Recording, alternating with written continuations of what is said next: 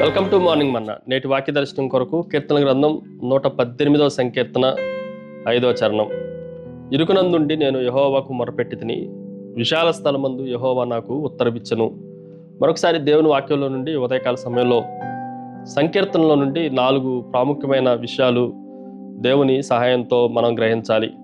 Number 1, lowly. ఈ మాటను మనం జాగ్రత్తగా ఆలోచన చేస్తే అణిచివేయబడిన స్థితిని గురించి మనకి తెలియజేస్తూ ఉంది.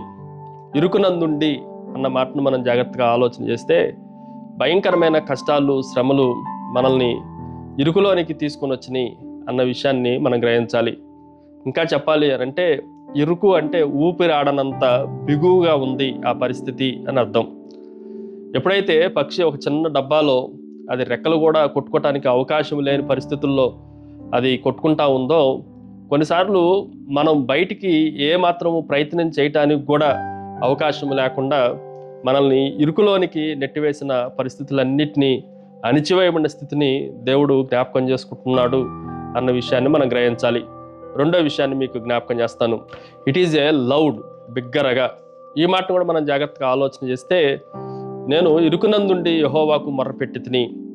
ఈ ఇరుకైన పరిస్థితుల్లో, ఊపిరి ఆడని పరిస్థితుల్లో మనం కలిగి ఉండవలసిన ఏకైక పని, మనం చేయగలిగే పని ఏంటంటే దేవునికి మొరపెట్టడమే. ఎంత గొప్ప కేక వేయగలగమో అంత గట్టిగా దేవునికి మొరపెట్టడం మనం నేర్చుకోవాలి. అది ప్రార్థన సైలెంట్గా ఉన్నా, నిశ్శబ్దంగా ఉన్నా దేవుని సింహాసనాన్ని చేరే అంత శక్తివంతంగా అది ఉండాలి అన్న విషయాన్ని మనం గ్రహించాలి. ఉదాహరణకి సముద్రం నడి మధ్యలో ఇరుక్కుపోయిన వాడు ఎవడైనా ప్రయాణికుడు ఉంటే తన శక్తినంతా కూడగట్టుకొని పెద్ద కేకే వేస్తేనే కానీ ఎవరో ఒకళ్ళు రక్షించడానికి అవకాశం ఉండదు. అలాగే దేవుడికి కూడా మనం మొరపెట్టే వారంగా ఉండాలి అన్న విషయాన్ని మనం గ్రహించాలి. మూడో విషయాన్ని మీకు జ్ఞాపకం చేస్తాను. ఇట్ ఈజ్ ఏ లిజనింగ్, ఆలకించుట. ఆయన విశాల స్థలం ముందు దేవుడు మనకి మన మొరను ఆలకించేవాడు అని రాయబడతా ఉంది. దేవుడు ఆలకిస్తున్నాడు, ఆయన మనకు ఉత్తరం ఇచ్చేవాడు, మన బాధలన్నింటినీ ఎరిగేవాడు. కేవలము ఆయన ఆలకించడం అంటే వినటం మాత్రమే కాదు, అందులో నుండి మనకు విడుదలను అనుగ్రహించేవాడు. మనకు కావలసిన వాటిలన్నిటినీ, మనకు కావలసిన పనులు కూడా దేవుడు చేసి పెట్టేవాడు అన్న సత్యాన్ని కూడా మనం గ్రహించాలి. Finally it is A liberation, విముక్తి. ఈ మాటను కూడా మనం జాగ్రత్తగా ఆలోచన చేస్తే, ఇరుకులో నుండి మనం మొరపెట్టినప్పుడు విశాలతలో మనకు ఆయన విడుదల కలగజేసేవాడు. విస్తారమైన అవకాశాలన్నిటినీ దేవుడు మనకు అనుగ్రహించేవాడు అన్న విషయాన్ని మనం గ్రహించాలి. ఉదాహరణకి ఒక చెరసాలలో బంధింపబడిన వ్యక్తి ఆ చెరసాల తలుపులు తెరుచుకొని ఆ పత్రం పైన సైన్ చేయబడి బయటికి వస్తున్నప్పుడు ఎంత స్వేచ్ఛ ఉంటుందో, ఆ ఇరుకు గోడల మధ్య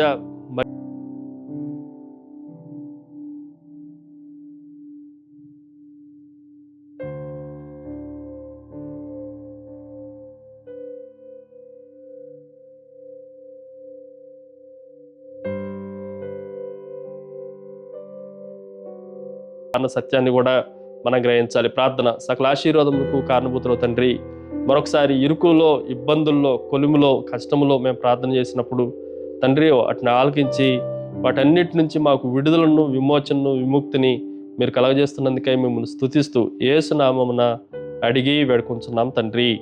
ఆమెన్.